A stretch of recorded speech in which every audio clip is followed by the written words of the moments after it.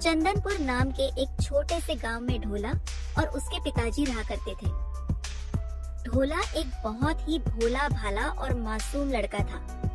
उसकी सादगी और नासमझी ऐसी थी कि गांव वाले उसका मजाक उड़ाया करते थे और उसे एकदम बेवकूफ बना दिया करते थे।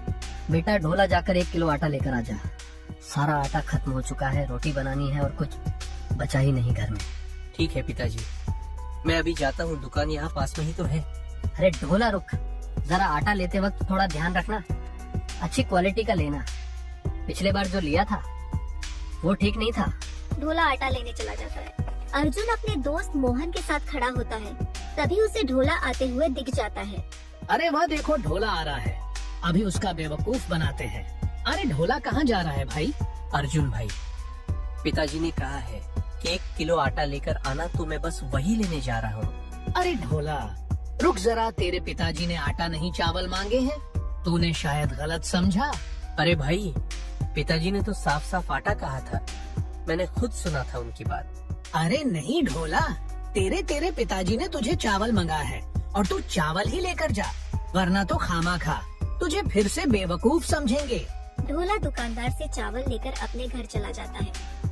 फिर जैसे ही उसके पिताजी देखते हैं कि वह आटे की जगह चावल लेकर आ गया, वह उससे पूछते हैं, अरे ढोला, माँ ने तो तुझे पहले ही कहा था कि आटा लेकर आना है, तो तू चावल क्यों लेकर आ गया? अरे पिताजी ने तो मुझसे कहा था कि आपने चावल मांगे हैं, तो मैं चावल ही लेकर आ गया। ढोला के पिताजी आकाश ढोलक को देखकर बहुत ही दुखी होते थे, क्योंकि वह बिल्कुल भी समझदार नहीं था। कुछ समय बाद पूरे गांव में भयानक सूखा पड़ जाता है। बारिश का नामो निशान तक नहीं रहता। आसमान से एक बूंद पानी भी नहीं गिरता। सारे तालाब, कुएं और नदियां सूख जाते हैं। पेड़ पौधे मुरझा जाते हैं और खेत बंजर हो जाते हैं। गांव के सभी लोग पानी के लिए तरसने लगते हैं। प्यास से उनकी हालत खराब होने लगती है।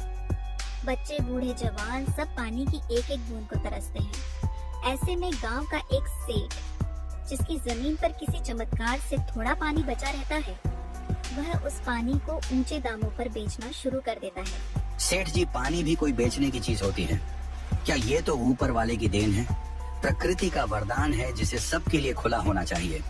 आप इसे क्यों बेच रहे हैं? ये पानी आपकी मेहनत से नहीं भरा, ये तो बारिश का पानी है। अरे मोहन, ये मेरी जमीन पर है तो मेरा हक हुआ ना, और मैं अपनी चीज का जो मन करे वो कर सकता हूँ। अगर पानी चाहिए तो दाम चुका, वरना आगे बढ़। बहुत लोग लाइन में खड़े हैं खरीदने के लिए। सेठ जी, ये सब सूखा पड़ने की वजह से हो रहा है। अगर कुएं, तालाब और नदियां भरी होती तो कोई आपसे पानी क्यों खरीदता? आपने हमेशा अपने फायदे के बारे में सोचा, गांव की भलाई के लिए कभी कुछ नहीं किया। लेकिन याद रखिए, ऊपर वाला सब देख रहा है। देख मोहन, मुझे ज्ञान मत दे। ये दुनिया पैसा समझती है, भावनाओं से कोई पेट नहीं भरता। मैं धंधा कर रहा हूँ। मोहन सेठ से एक घड़ा पानी लेकर चला जाता है। अरे बेटा ढोला जा, सेठ जी के यहाँ से पानी लेकर आ। जब तक पानी नहीं आएगा तब तक खाना नहीं बनेगा। लेकिन पिताजी, सेठ जी बहुत महंगा पानी बेच रहे हैं, हमारे पास पैसे भी ज्यादा नहीं है।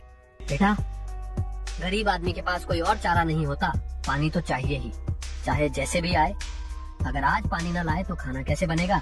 पिताजी, ये कितना बड़ा अन्याय है। जो चीज सबकी है उसे सेठ जी अपनी जागीर समझकर बेच रहे हैं। अगर हमारे कुएं, तालाब न सूखे होते तो हमें उनकी दुकान पर जाने की जरूरत ही न पड़ती।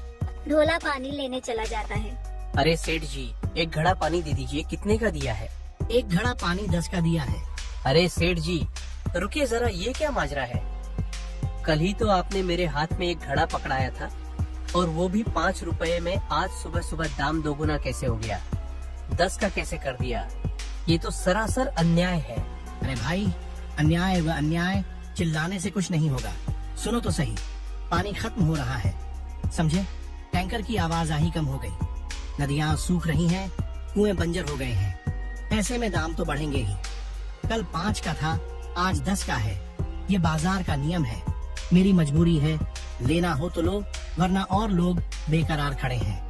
ढोला घड़े में पानी लेकर घर आ जाता है। पिताजी, खाना तो किसी तरह बन ही जाएगा, लेकिन